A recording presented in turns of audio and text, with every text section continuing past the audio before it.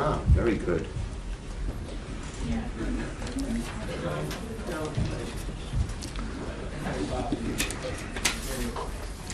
Okay.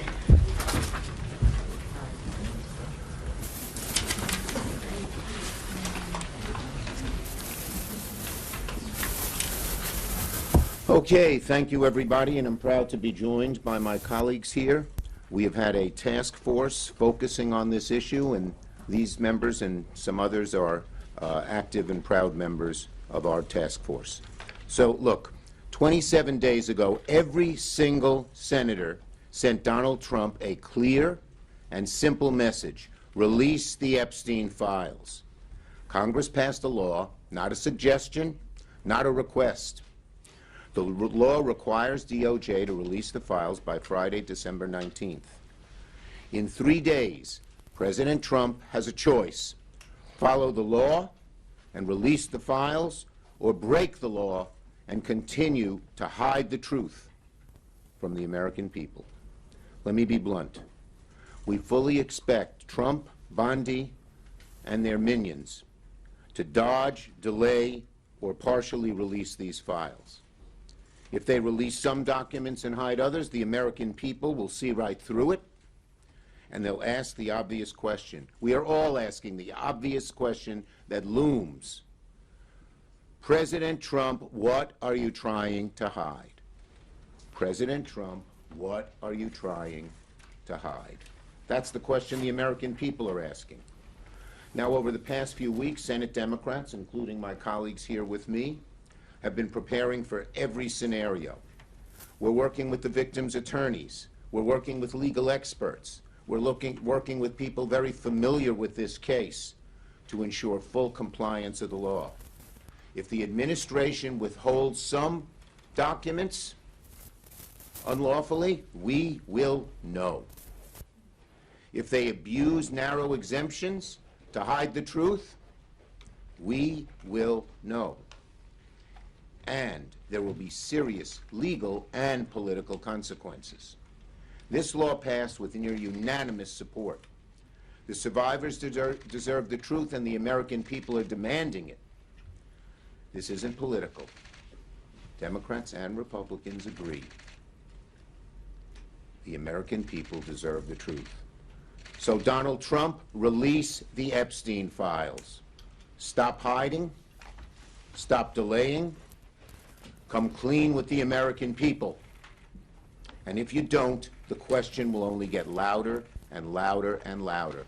Trump, what the hell are you trying to hide? Senator Wyden's done great work on the financial end of this and has been a great member of our team. Thank oh, you. Sorry. Yeah. No, go ahead. No, Amy, you go first. Now, please. I Go understand. ahead. Amy goes next. Go. You're closer to the microphone.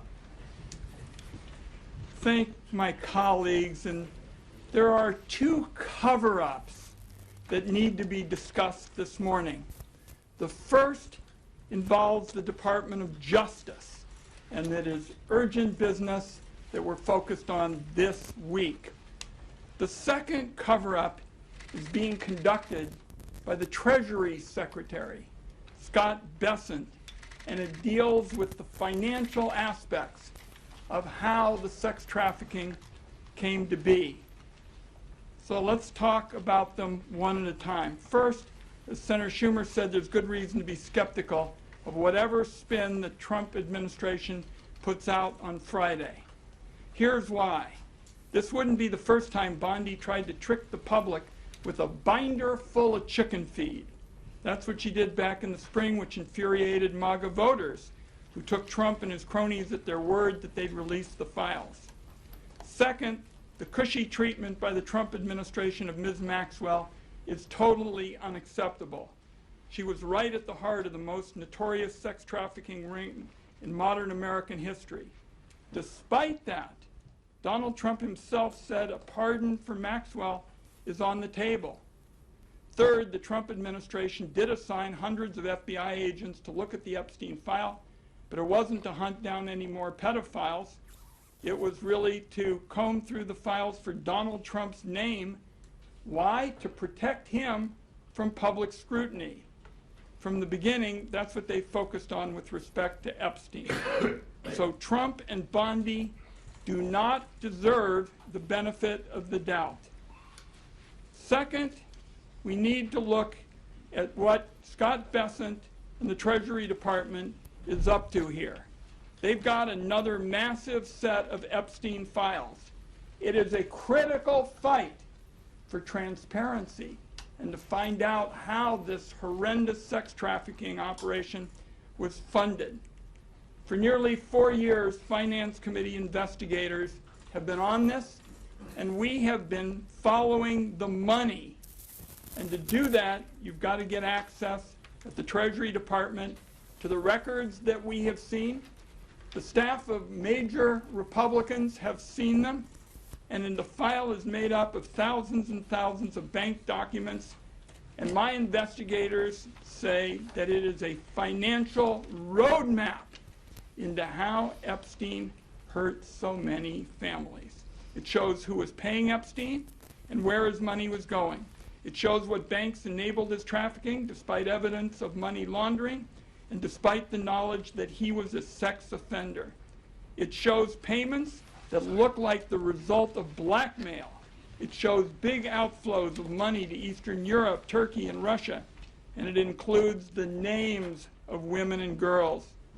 My investigators saw a large portion of these records in 2024 under the Biden administration, but the Trump administration is denying us the file today. It's important for the American people to find out how all of this was financed, and that means getting our hands on the file to investigate further. The Secretary of Treasury, Mr. Bessent, has refused now multiple times to hand it over to our investigators. Ridiculous excuses, again and again. So we have introduced legislation to compel him to turn this over to Senate investigators. And I will tell you that Epstein survivors are already filing suit, against banks because they think that this information is so critical to finding out how they were exploited. So it is time for the stonewalling to end. That's why I so appreciate what my colleagues have done to get this information out on Friday, and the administration is required by law to release the Epstein files at DOJ. I'm here to say it's got to be done at the Treasury Department as well, because we find in America you capture corruption by following the money, and that's what was so critical at this point to the second investigation. Thank you, Leader Schumer, and I thank my colleague, Senator Klobuchar. He's been working very well on this, and we appreciate it.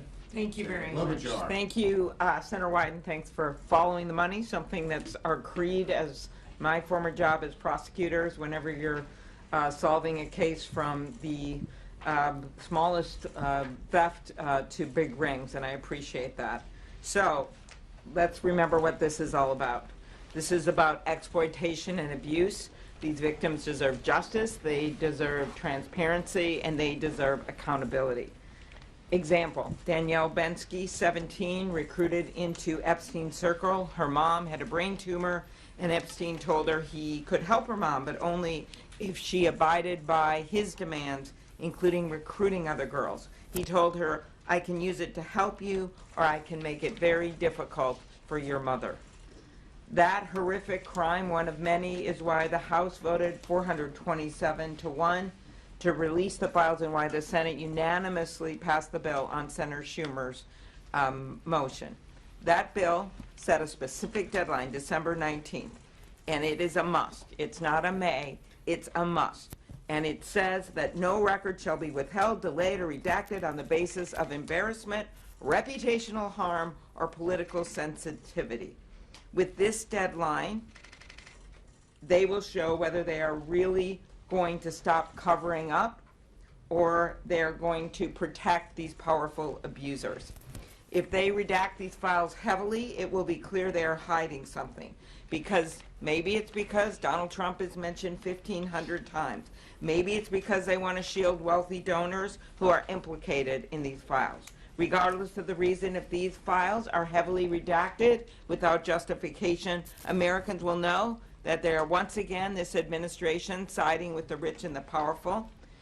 Remember, if the president was actually serious about truth and transparency, his administration would have released these files months ago. All the way back in March, the Attorney General said everything is going to come out to the public. The public has a right to know. It's been 9 months. 9 months. And if the administration withholds or heavily redacts these records, it will be clear whose side they are on. We know the money, follow the money. They haven't released those yet. And then when it comes to this, they literally have the power of the entire Congress telling them, get them out there now. That's what these next few days will tell us. And with that, I turn it over to my colleague who's been working on this for months and been right out front on it, Senator Merkley. We smell a rat. Why? The president campaigned on releasing the files. Pam Bondi assured everyone the files would be released. Kash Patel said the files will be given to the public. And yet here we are. Not a single bit of these files has been released. And then what happened? Well, we had over in the House bipartisan leadership with Ro Khanna and Thomas Massie and a discharge petition. And as the discharge petition started to reach the critical number required, the House went on 8 weeks of vacation in order to avoid releasing these files. That's never happened in American history.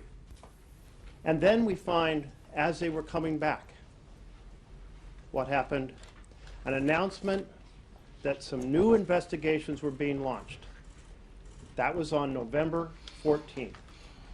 And on the evening of the 18th, Senator Schumer went to the floor, asked for unanimous consent that the bill from the House be deemed passed when it arrived in the Senate, and unanimous consent was secured from all to send this message.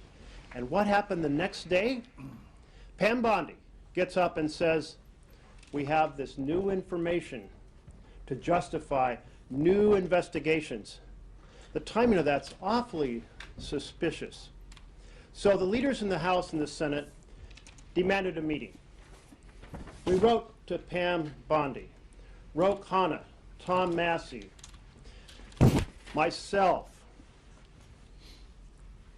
Ben Ray Lujan, and we were joined, and I welcomed the bipartisanship of Senator Murkowski to say, we want to know what you're up to. Meet with us and explain these new investigations. What is this new evidence? What are you undertaking? And how are you setting forward a plan to make sure all the documents are released on the 30-day notice? We got a response. The response was, we acknowledge receipt of your letter. That's it. So one of the things to watch for is the argument that vast sections had to be redacted in some cases to defend the integrity of some newly invented investigations. One way or another, we anticipate that Trump is going to continue to hide the files that should be released. We must not let it happen. We must not let it happen because we are about accountability for the perpetrators and justice for the victims, and that will not happen unless there is transparency and the documents are released in whole. Thank you. Senator Blumenthal. Yes, thanks to my colleagues, most especially to Senator Schumer for being so steadfast and unyielding. I think we need to recognize why we are here. We are here because of the survivors. Because of the survivors pursuing relentlessly the hideous cause of their victimization, Epstein, but also the rich and powerful people who were Epstein's benefactors and his enablers. The survivors created that public pressure that led to the law forcing release of these documents. Donald Trump must listen to the survivors, and we will know what they are concealing because of the survivors. Your question may be, how do you know that they're hiding stuff? The survivors will give us the knowledge we need to pursue the truth. They have been about the truth from the very start, and their truth has to prevail. Thank you. And so, as I mentioned, we've had a task force of 13 members. We've divided up in different groups because we believe that they will not give full, open disclosure where there's great accessibility. What is Trump hiding? We're going to find out everything that he hides, that he has hidden. Not just not releasing the report, but once he releases the report, what else he is hiding. And that's why we assembled this task force, and we've had great success, great help from the survivors and their lawyers, from others who have prosecuted. Ron's done a great job on the financial end of it. We're going to find everything out. He can run, he can hide. Questions on this subject? Yes. What is your sense in terms of the time frame? Is it end of day on Friday, or is it like Well, when you need to have these documents? And if you don't, is there a legal recourse that you are already planning? Okay. The first question. We don't know when exactly they'll release it. They may try to do it at 11:59 p.m. They have to do it by the 19th. That's the law. If they don't release the documents, there's going to be such an outcry from one end of America to the other that I think they'll be forced to do it. Just as they've resisted all along, but we're at this point. The public pressure, you know, as Abe Lincoln said, public sentiment is everything. You've rarely seen so many different political wings of each party come together and say we need this. So we believe they'll be required to do it. Obviously, we would pursue every legal, legislative, and administrative way to get this done as well, but public pressure will be everything. Yes? How are you planning on addressing this if they do release it and it's so heavily redacted that there's nothing that's meaningful? Well, the people who wrote the legislation drafted it very carefully. We've been consulting our lawyers on just that issue, and we will be able to first make the point that some of the redacted stuff doesn't have to, much of the redacted stuff doesn't have to be redacted, and we'll have chapter and verse on that.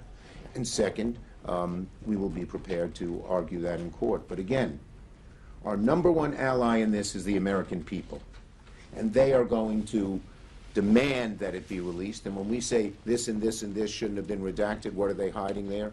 It's going to increase a lot of heat on them. And clearly, as Senator Schumer knows, having met with them, the victims are not also going to allow this to happen.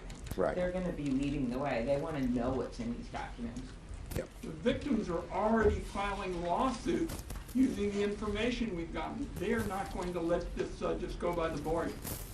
Yes. What is your plan for making progress on Senator Wyden's bill with regard to treasury? Well, why don't I call on Senator Wyden? We're going to keep pushing to find out what is behind Scott Bessent's stonewalling. The fact of the matter is, on Valentine's Day, before the administration, the Biden administration left, we went to look at the SARS, these suspicious activity reports, and we had the staff of senior Republicans. And we're going to keep pushing on a bipartisan basis to A, get all the facts out, because as Senator Schumer has said, this is not a blue and red fight, and B, to make the reforms that are necessary so this never happens again. Too many banks looked the other way. Too many auditors decided this wasn't important. This was again and again a textbook case of disinterest in suffering and families and young girls, and we're not going to let it happen again. We're also not going to bifurcate this. It's part of one large investigation, one large disclosure. And just as we will do everything we can to alert the public what has happened on the non-financial parts of the documents, with all the horrible things that they did to these women, we're going to continue to keep pressure on the financial parts too. Yes. So let's say these files do get released. Is it just going to be a public release, and you all are just going to let the American people go through them and come to their own conclusions? Or will Senate Democrats, will there be a coordinated campaign? Will there be anything that we can expect next year when you all Well, the first step is to get them all released. That will be our first job. And then, once we have the releases, obviously, it's going to be clear as could be to the American people what has gone on here. But, you know, Democrats will be actively involved, letting people know how disgraceful this has been. The American people should see everything we see. Yeah, they'll see it. Yes. In terms of the timing, if you need to go to court after the release because it's, you know, there are too many redactions or just everything's not there, is that something that can happen quickly, days, We're weeks? gonna, you know, we have great lawyers who are ready to go, and we will leave it to them as to the best sense of And are timing. you working But with- certainly, we want to let public pressure build and build and build. And are you working with the Republicans on the court action? Because the law was bipartisan, would it? We expect that we will have lots of bipartisan support. Thank you, everybody. Thank you. Oh, last one. What steps are you guys taking when it comes to learning more about why Ghislaine Maxwell was moved? I don't know if you saw what Susie Wiles, the president's chief of staff, We said. saw that. She had no idea, the president had no idea. I'm curious, I don't know whether those will be in the She ballot or not. should not have been moved, and I think when the files are made public, the pressure on, to disclose how that happened, why that happened, and to undo it will be very, very real and strong. Is that a focus of one of these task That is forces? one of the focuses is on what happened and what they've tried, and what they have tried to do to cover up everything, including what happened with Ghislaine. Okay.